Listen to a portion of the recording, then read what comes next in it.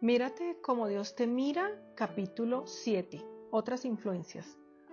Todos nos criamos en un mundo que nos resultó en ocasiones apático y cruel. Dios nos ama a cada uno, completa e incondicionalmente. Sin embargo, las personas a veces nos hacen sentir que nadie nos ama. Dios nos valora tanto que envió a su Hijo a morir por nosotros.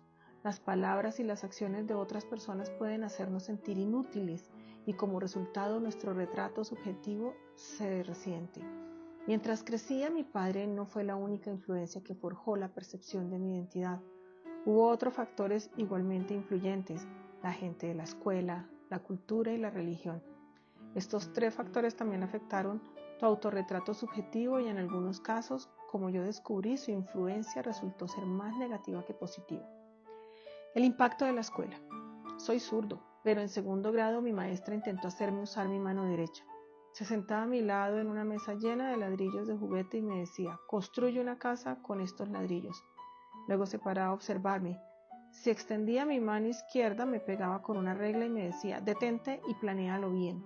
Hazlo con la derecha. Estaba aterrorizado y confundido.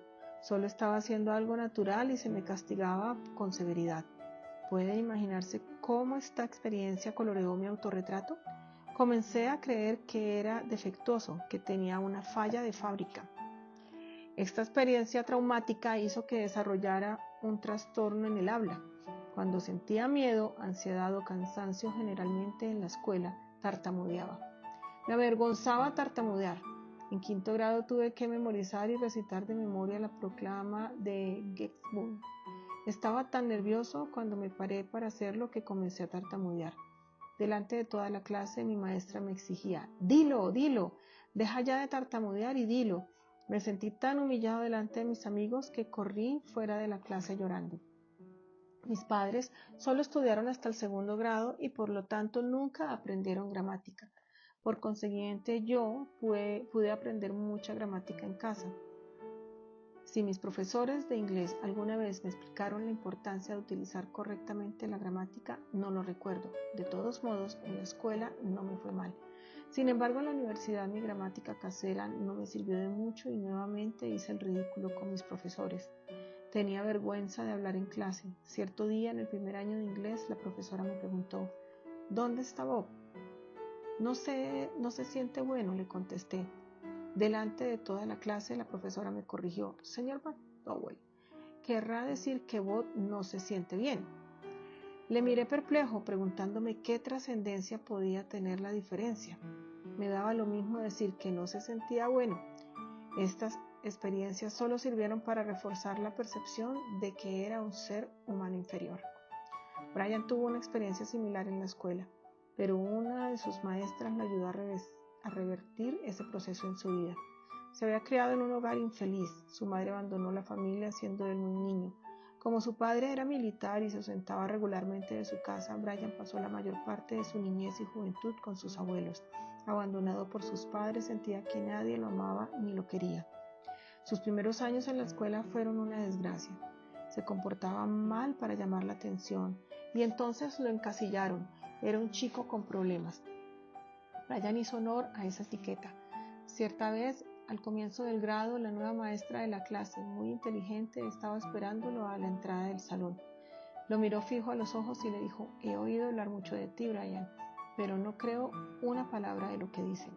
Fue un momento decisivo en su vida, recuerda Brian. Alguien lo valoraba y confiaba en él. Alguien creía en él. Si tuviste la bendición de contar con maestros, entrenadores, abuelos o cualquier otro adulto importante que te trató como la maestra de Brian, tu sentido de identidad resultó beneficiado. La influencia negativa de los maestros y compañeros puede contrarrestar la influencia positiva que el niño recibe en su hogar. Consideremos el caso de la niña pelirroja que en su casa le decían que era encantadora. El primer día de clase, una compañera la llamó cabeza de zanahoria. Otro compañero la llamó pecosa. Estaba abatida por la manera como sus nuevos amigos ridiculizaban lo que ella creía que era un hermoso atributo. Consideremos otro caso: el niño al que sus padres cariñosos le han asegurado que es capaz, pero que en la escuela lo consideran torpe y lento porque su coordinación motriz no está tan desarrollada como la de sus compañeros. Los niños pueden ser crueles con otros niños. tienden a agrandar cualquier pequeño defecto o tacha y a hacer de ello un tremendo asunto. Los sobrenombres que ponen y las bromas que gastan pueden estropear el retrato interno que los padres han protegido con celo. ¿Quién de niño no fue alguna vez blanco de las bromas o víctima de los comentarios malvados por parte de los que se decían nuestros amigos? Todos esos desaires, todos los comentarios crueles fueron desgastando nuestro retrato subjetivo, haciéndonos dudar de nuestro valor intrínseco. Debemos cambiar nuestra percepción para adaptar a la visión de Dios. Yo soy una prueba viviente de que Dios puede transformar un retrato interno estropeado por el maltrato y la negligencia de maestros y compañeros. Después de convertirme, fui a estudiar a Wheaton College, una escuela universitaria cristiana. Cuanto más crecía en la fe, más luchaba contra el desafío de entregarme completamente al Señor. Resistía el reto porque creía que ello me obligaría a dedicarme al ministerio cristiano, lo que para mí implicaba una sola cosa: hablar en público. En aquel tiempo mis dificultades de gramática y mi tartamudez todavía eran muy evidentes. Por consiguiente me parecía que entregarle todo a Dios era darle muy poco que pudiera usar. Finalmente dije: Dios, no creo que tenga talento para hablar en público ni otros dones que puedas usar en mi ministerio. Cuando estoy nervioso tartamudeo, mi inglés es espantoso. Con todas estas limitaciones, ¿acaso me puedes querer en el ministerio? Pero si puedes aceptar estas limitaciones y hacer algo con ellas, te serviré el resto de mi vida. En las manos de Dios, que no conoce limitaciones, mis debilidades se han convertido en fortalezas. He tenido el privilegio de hablar de Cristo a millones de personas en más de la mitad de países del mundo. Pude superar mis limitaciones una vez comencé a verme como Dios me miraba, en lugar de aferrarme al retrato que había heredado de mis padres, mis maestros y mis compañeros. Después de todos estos años todavía tengo que esforzarme para hablar y escribir correctamente. Siempre que tengo que hablar frente a una multitud o comenzar un nuevo libro, estoy consciente tanto de mis limitaciones como de la gracia de Dios. Pero yo no me siento intimidado por los obstáculos que tan amenazadores parecían al comienzo de mi vida cristiana. Dios ha transformado mi sentido de identidad. No soy una producción defectuosa, no soy un tartamudo inútil. Soy un querido hijo de Dios, redimido por la sangre de Cristo y capacitado por el Espíritu para su servicio. Y puedo decir con total franqueza: gracias Dios por los padres que me diste en la infancia que tuve. Las dificultades que enfrenté cuando crecía me han ayudado también a ser lo que hoy soy. Me puedo identificar con las palabras de aliento de Pablo en Filipenses 1:6. El que comenzó tan buena obra en ustedes la irá perfeccionando hasta el día de Cristo Jesús. Dios ha transformado mi sentido de identidad. No soy una producción defectuosa, no soy un tartamudo inútil. Soy un querido hijo de Dios, redimido por la sangre de Cristo y capacitado por el Espíritu para su servicio. El impacto de una cultura impersonal. Imagínate la escena. Darlene llega a casa de trabajo a las 6:45 de la tarde. Recorre la casa saludando: hola muchachos, ya llegué. Casi de 14 años le musita un saludo desde su habitación. Está muy ocupado jugando en su computadora. Darlene sabe que su hija Eddie, de 11 años, está en casa porque puede escuchar su video favorito resonando en la habitación. Se cambia de ropa rápidamente y se pone una camisa y pantalones vaqueros. Ya en la sala familiar abre su computadora portátil para terminar algunos asuntos de negocios mientras escucha la música que sale de la consola. Joel, el esposo de Darlene, llega media hora después. Fue su turno recoger la cena y trae la comida china ya preparada. Coloca las cajas humeantes sobre la mesa de la cocina y saca 4 juegos de platos y tenedor. Cuando regresa, después de cambiarse de ropa, solo queda un plato y las cajas están por la mitad. Joel se sirve un plato y se sienta con Darlene en la sala familiar. Apaga la música y enciende el televisor para escuchar las noticias.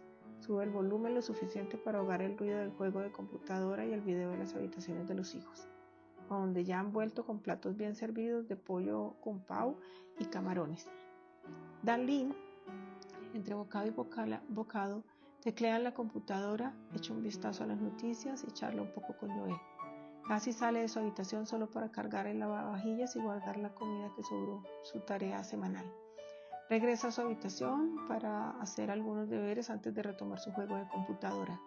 Eddie enciende la computadora para buscar información sobre Betsy Ross en internet, pero se distrae con sus amigas de la red, a quienes no conoce personalmente, pero con quienes charla todas las noches. Cuando Darlene termina de trabajar en la computadora, Joel se conecta a la red para revisar su correo electrónico y sus inversiones. Darlene recorre las habitaciones de sus hijos para mirar cómo están y luego se acomoda para ver sus programas de televisión favoritos. Joel se entretiene haciendo 36 hoyos de golf en la computadora. Entre las 10 y las 11:30 apagan todas las computadoras, los televisores, las consolas de video y la música. La familia se apronta para acostarse.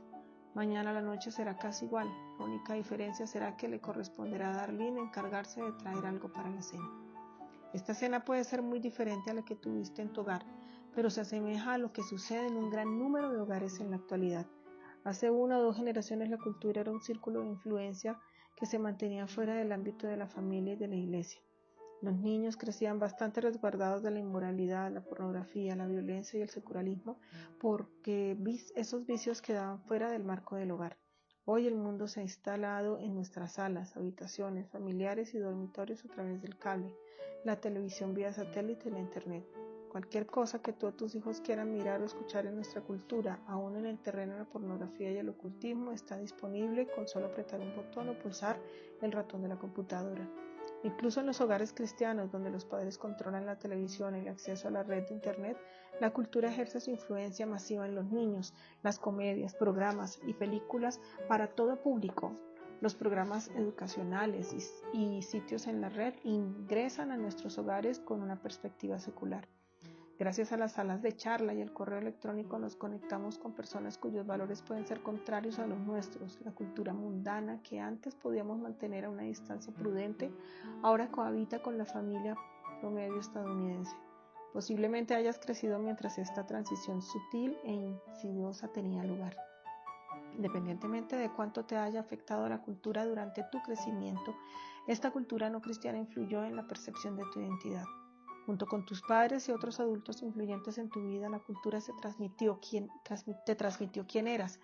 No obstante, la imagen que la cultura tiene de ti y la que tiene Dios son tan distintas como el día y la noche. La cultura no cristiana inevitablemente solo puede transmitir valores no cristianos. En nuestra cultura amamos a la gente y la valoramos según sus condiciones en lugar de hacerlo incondicionalmente.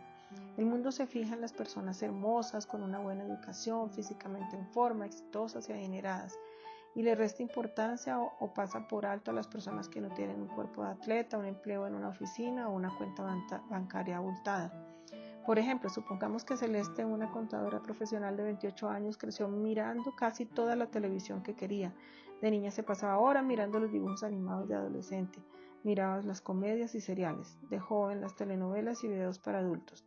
Mientras miraba sus programas durante todos esos años, también absorbía literalmente horas y horas de propaganda comercial. Concurría a la iglesia y profesaba la fe cristiana, pero no tenía tiempo para cultivar una vida de devoción porque estaba demasiado obsesionada con la televisión. ¿Qué mensaje sobre su identidad le transmitían los medios de comunicación a Celeste? En los primeros años de la adolescencia sencillamente se dio cuenta de que quizás nunca tendría un novio en serio, mucho menos un esposo amante y cariñoso. Con un cuerpo grande y siempre pasada de peso, sabía que no podía competir con las modelos que protagonizaban las películas, los programas televisivos y los avisos comerciales. Las chicas grandotas son cómicas, no románticas. No es nada inverosímil que Celeste se mirara a sí misma como los medios de comunicación la concebían, nada atractiva y nada encantadora. Por ello, tenía que esforzarse para creer que Dios la amaba, dificultando así su crecimiento cristiano y su testimonio. Celeste estaba tan desesperada por recibir afecto que cayó en la promiscuidad con otro inadaptado, un hombre con quien nunca pensaría en casarse. Así como los rayos ultravioletas que afectan la piel expuesta al sol, la cultura ha dejado de su marca en el concepto que tienes de ti. Quizá te quemaste por haberte expuesto demasiado, como le sucedió a Celeste. Quizás te criaste en un hogar no cristiano donde nadie censuraba los valores no cristianos ni las prácticas impías y ahora tienes un sentido tergiversado de tu valor para Dios. O posiblemente te criaste en un ambiente cristiano y la exposición a esta cultura no fue tan grave, pero sí lo suficiente para desdibujar tu retrato subjetivo. Si tu percepción subjetiva refleja cómo te mira el mundo, eres un candidato para la transformación. el impacto de la experiencia religiosa. Puede parecer un contrasentido decir que tu experiencia religiosa cristiana haya contribuido adversamente en la percepción de tu identidad. Después de todo, ¿qué mejor lugar para descubrir cómo Dios nos mira que aquel donde se enseña su palabra y su pueblo se congrega? Por desgracia, no todos los maestros y los líderes espirituales transmiten con fidelidad cuánto nos valora Dios. Al iniciar la secundaria, Tom comenzó a participar con sus amigos en las actividades del grupo de jóvenes de la iglesia. Esta iglesia en particular era muy liberal en cuanto a su interpretación de las Escrituras y la deidad de Cristo. Por lo tanto, la primera impresión que tuvo del cristianismo estuvo teñida por ese punto de vista. Él aprendió que era producto de un proceso de evolución, que Dios era más una fuerza que una persona y que Dios lo amaba y valoraba tanto como él se amaba y valoraba a sí mismo. En lo que a Tom se refería, el evangelio consistía en eso. Solo después de conocer de adulto a un grupo fervoroso de cristianos evangélicos se dio cuenta de que su primera experiencia religiosa no tenía nada de cristiana. Nunca había entendido el concepto que Dios tenía de él. La evaluación que Tom hacía de su persona requería una transformación radical. Janet se educó en una escuela cristiana que muy orgullosamente basaba sus enseñanzas en la Biblia. Aprendió los 10 mandamientos de memoria cuando estaba en primer grado. La maestra le repetía hasta el cansancio que debía obedecer a Dios porque de lo contrario Él los castigaría. El legalismo y la justificación basada en las obras eran evidentes en todo el programa de Biblia de la escuela. Janet creció con una visión torcida de Dios y de su persona. Mientras cumpliera las normas y sus obligaciones cristianas, Dios la amaba y la cuidaba.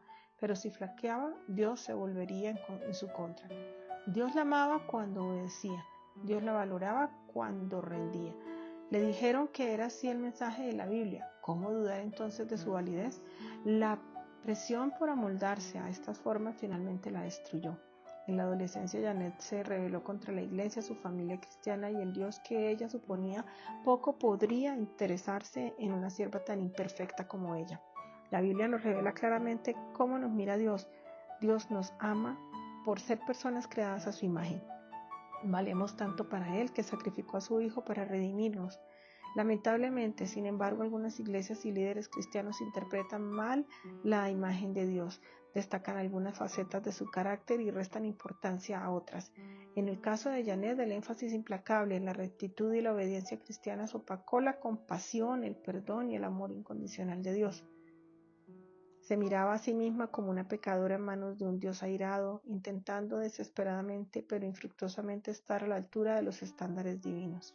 Mi propósito no es hacerte dudar de tu iglesia, tu pastor o tu líder de estudio bíblico. La mayoría de las iglesias y los líderes evangélicos procuran con oración proclamar todo el propósito de Dios, Hechos 20:27. Pero las iglesias y los líderes no son perfectos. La percepción de tu verdadera identidad puede estar oscurecida como resultado de algún descuido de los orientadores espirituales que te enseñaron o transmitieron la doctrina. Tu experiencia religiosa puede haberte dejado con un retrato que requiere ser transformado. En el transcurso de tu historia personal, las personas y las circunstancias te han estado diciendo quién eres. Tu verdadero sentido de identidad puede estar años luz o ser muy semejante a la idea que Dios tiene de ti, según hayan sido las fuentes y la validez bíblica de estos mensajes. Para adaptar tu retrato interno al que Dios tiene de ti, comienza a mirarte a través de sus ojos.